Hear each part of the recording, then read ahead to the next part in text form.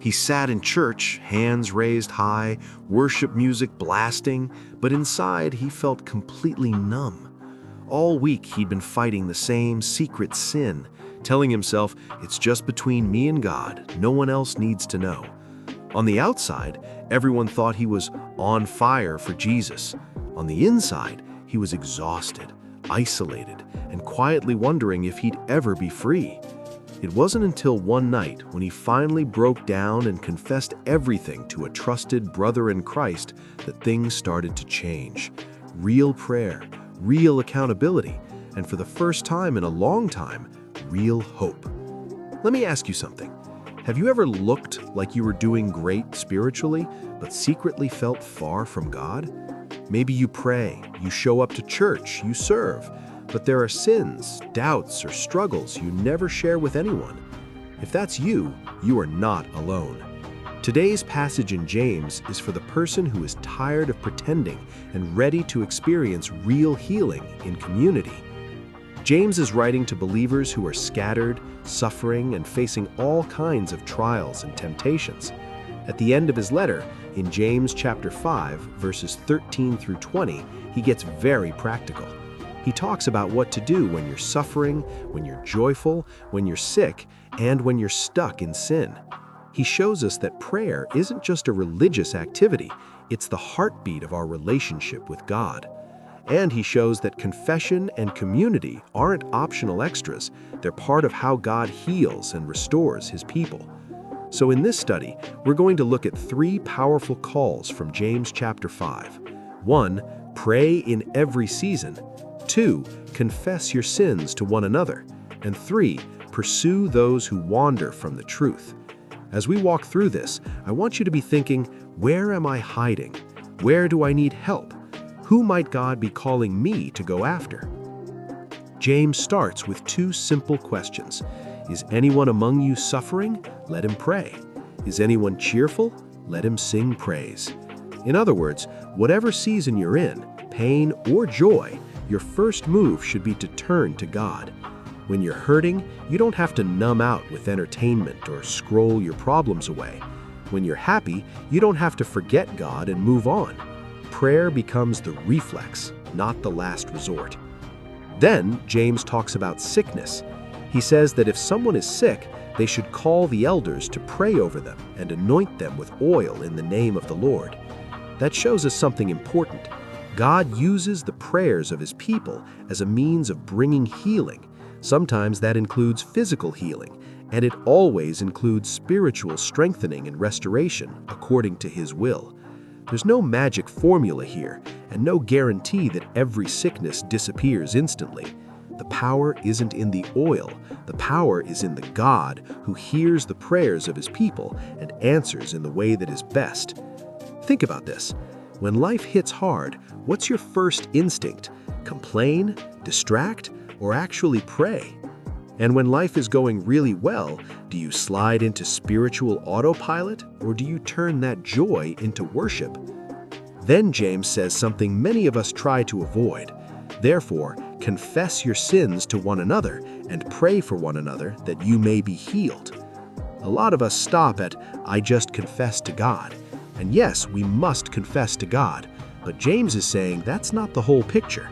God also calls us to bring our struggles into the light with trusted, spiritually mature believers who can pray for us and walk with us.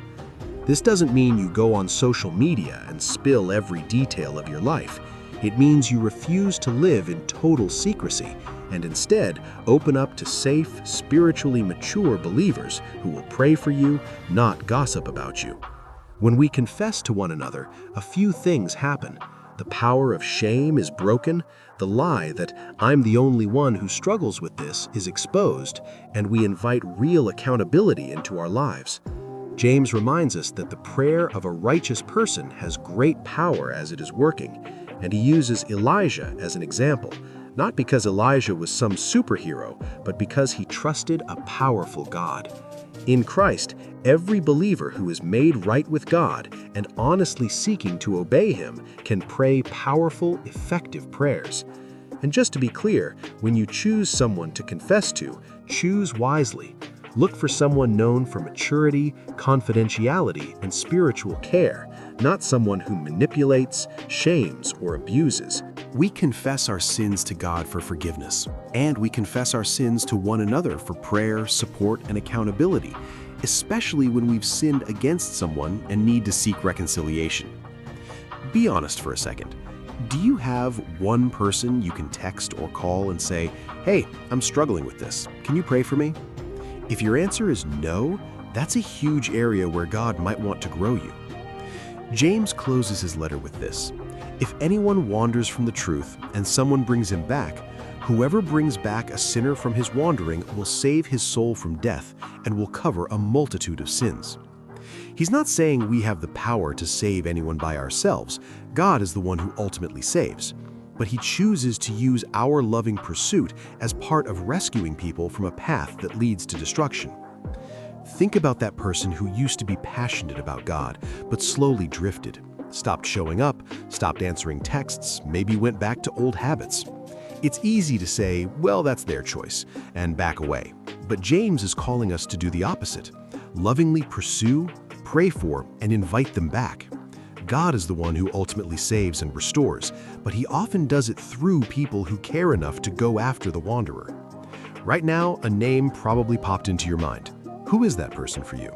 Could it be that God wants you to be part of their rescue story? James 5:13-20 paints a powerful picture of what real Christian community looks like. We don't just pray when things are bad, we pray in every season. We don't hide behind a perfect Christian mask. We confess our sins to one another so we can be healed. And we don't ignore people who drift away. We go after them in love, trusting that God can use us to help bring them home. That's the kind of church, the kind of friendships that lead to real. Here's what I want you to do this week. 1. Pick one situation, either something you're suffering through or something you're thankful for, and take 5 intentional minutes to talk to God about it. No multitasking, no rushing, just honest prayer or praise.